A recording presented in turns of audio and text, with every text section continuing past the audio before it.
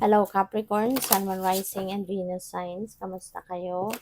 Sana po'y nasa mabuti kayong kalagayan. Welcome back po sa Star Tarot.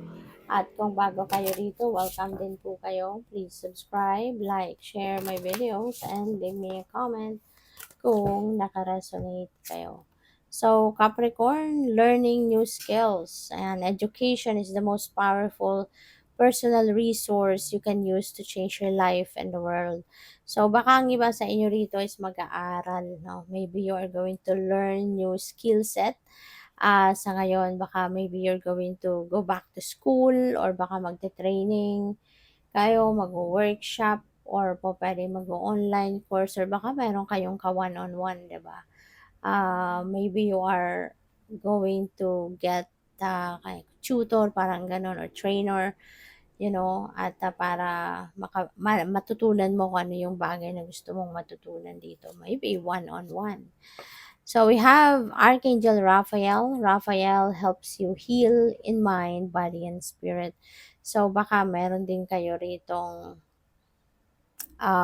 mga nararamdaman, no, na medyo discomfort, maaring pwedeng mentally bothered kayo, may naalala kayo, na stress kayo, or pwedeng may physical ailments, no, na nararanasan ng iba, pwedeng ganon, or mabigat ang dibdib. So whatever the case may be, Archangel Raphael may be giving you its healing energy. No? Ibe-bless ka niya ng kanyang healing powers sa ngayon para mag-improve ang inyong pakiramdam, mag-improve yung inyong nararamdaman. Okay? So, what else? We have Midas Star. Luck is on your side. Sabi rito, let the magic happen. Okay? So, ang swerte mo. Mababalot ka ng swerte sa ngayon. Luck is on your side. So, allow the magic to happen in your life. Okay? Kung ano man ito na mga blessings, no, na paparating sa inyo, let it happen.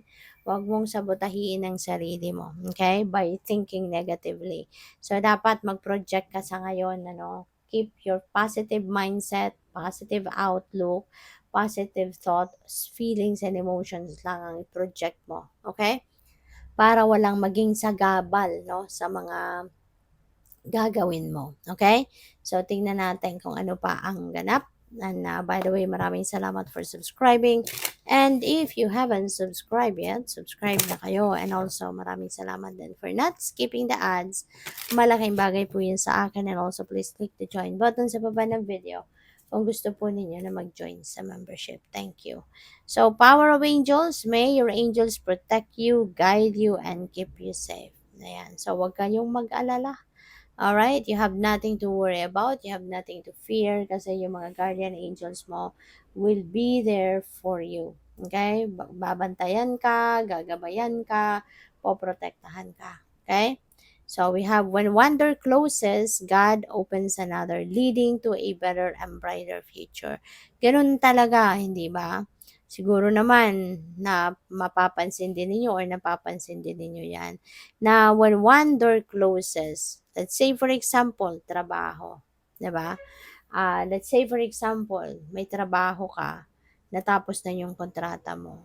Or maaaring tinapos ng mas maaga yung kontrata mo, 'di ba? Kaya nawalan ka ng trabaho. Huwag kang malungkot, no? Huwag kang malungkot in that case kasi ibig sabihin nun na natapos na yung kontrata mo diyan because meron nag-aantay diyan sa iyo na mas mabuti, mas maganda, mas mataas ang sweldo, mas makaka-relax ka doon sa susunod mong gagawin. Or puwedeng doon sa susunod mong magiging trabaho will be something, no, na doon mo din magagawa kung ano man yung passion mo, 'di ba? Kaya huwag kang malungkot when something ends. Don't worry, don't be sad, be excited instead because ibig sabihin nun something better is coming towards you.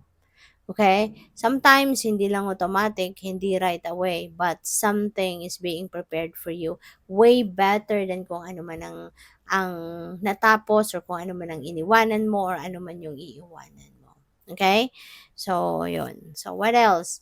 We have let go and let God. He's had a plan for you all along. Okay? So, may mga bagay, 'di ba, na kailangan na nating i-release kasi hindi na yun nakakabuti para sa atin. Okay? Hindi yun ang makakatulong sa atin na mas maging maganda ang buhay natin, yung gano'n. Kaya kunyari may mga ginagawa ka, 'di ba, pinagpipilitan mo yung outcome na gusto mong mangyari, you are pushing yourself 'no, na na gawan ng paraan na kung ano yung gusto mong mangyari, ay yun talaga ang mangyari. But despite all the efforts na ginagawa mo, parang mapapansin mo siguro na parang wala nangyayari, parang hindi nangyayari according to my plan, according to my will, 'di ba, ang mga bagay. Maaaring lalo nagkakabulilyaso, maaaring nagkakaroon ng mga obstacles, maaaring nagkakaroon ng mas maraming challenges, 'di ba, mga ganyan. Kaya siguro na mapapansin mo 'yan. Kaya siguro mapapaisip ka din na, "Oh my God, 'di ba? I'd rather surrender to the divine."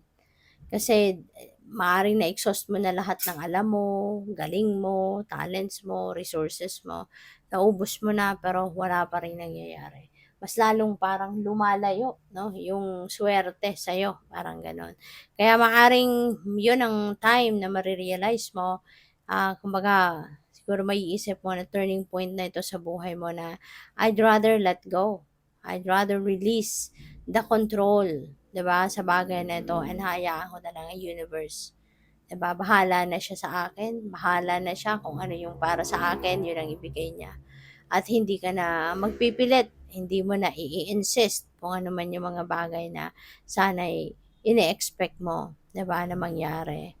Yung gano'n. So, you will be letting go of something dito and you're just going to let God help you, na maging maayos ang lahat.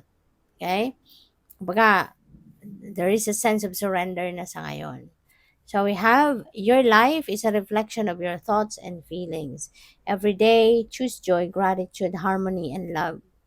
Okay? Para yun din talaga ang ma-experience mo sa buhay mo.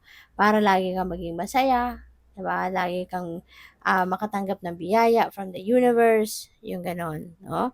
Kasi yun, kung ano yung nai-experience mo sa buhay mo kasi kung anong makikita mo sa buhay mo. Yun ang resulta 'no, ng inisip mo. Yun ang resulta ng paminsan laman ng isip mo, 'di ba? Kaya talagang everything starts in the mind, 'di ba? Everything starts in the mind. Kung ano yung iniisip mo, that is what's eventually going to happen in your life. Kasi yung iniisip mo, eventually yun ang mararamdaman mo. And yung actions mo, 'di ba, will be based kung anong iniisip mo at kung anong nararamdaman mo. So ano magiging resulta nun?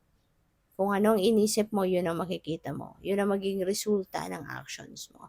Kaya kailangan na isipin natin kung anong mabuti, kung anong maganda, kung ano ang gusto nating makita at ma-experience sa ating 3D reality. Yun ang ipasok natin sa isip natin. Para yun talaga ma-experience natin sa buhay. So, good luck. Thank you for watching Love and Light. Namaste.